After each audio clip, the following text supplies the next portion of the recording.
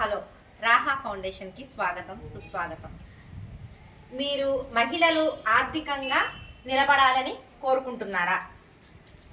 మనలో స్కిల్స్ ఉన్నా కూడా ఆ స్కిల్స్కి ఒక అవకాశం అనేది రావటం లేదా? మన టాలెంట్ని గుర్తించడం ఎలా?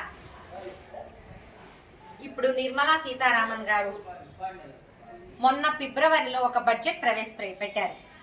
ఆ బడ్జెట్లో మన మహిళలకి ఒక గొప్ప అవకాశాన్ని ఇచ్చారు. ఏంటంటే ఆ అవకాశము, మహిళలు ఆర్థికంగా నిలబడగలగాలి, వాళ్ళ కాళ్ళ మీద వాళ్ళు నిలబడగలగాలి, ఎంతో కొంత కుటుంబానికి ఆసరాగా నిలబడాలి.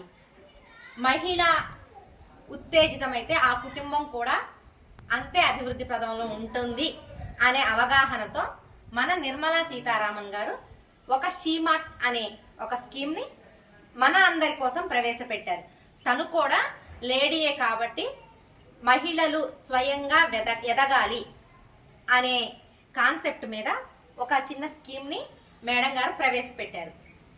అది ఏమిటి అంటే, ఎంతో కొంత మనం మహిళలము సంపాదించుకోగలగాలి, కుటుంబానికి ఎంతో కొంత మనం చేయూతననేది ఇవ్వాలి అనే దాని మీద ఒక స్వయం సహాయక సంఘాలు ఒక సంఘంగా ఏర్పడి వాళ్ళకనేది ఎంతో కొంత ఆసరాగా నిలబడాలి అనే దాని గురించి నిర్మలా సీతారామన్ గారు ఒక షీమార్ట్ అనే స్కీమ్ని ప్రవేశపెట్టారు.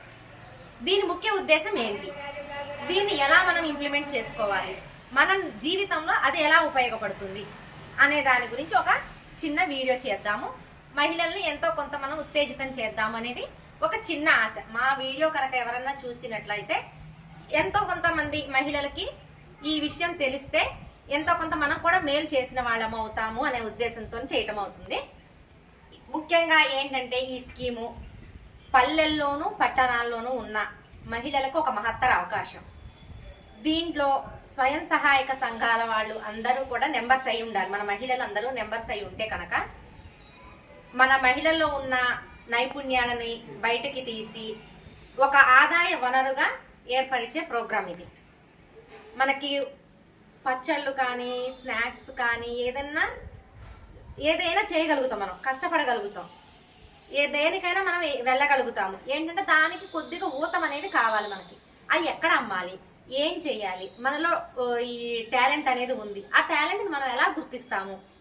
మిషన్ ఎంబ్రాయిడరింగ్ చేస్తాము, బ్లౌజెస్ స్టిచ్చింగ్ చేస్తాము, ఆర్ట్లు వేస్తాము, ముగ్గులు కనుక పెయింటింగ్స్ అన్ని అట్లా వేస్తాము, డ్రాయింగ్స్ ఉంటాయి, అవన్నీ ఉంటాయి. ఇవన్నీ కూడా ఏంటి, మనం ఎలా బయటికి రావాలి అనే దాని గురించి దీని ముఖ్య ఉద్దేశం.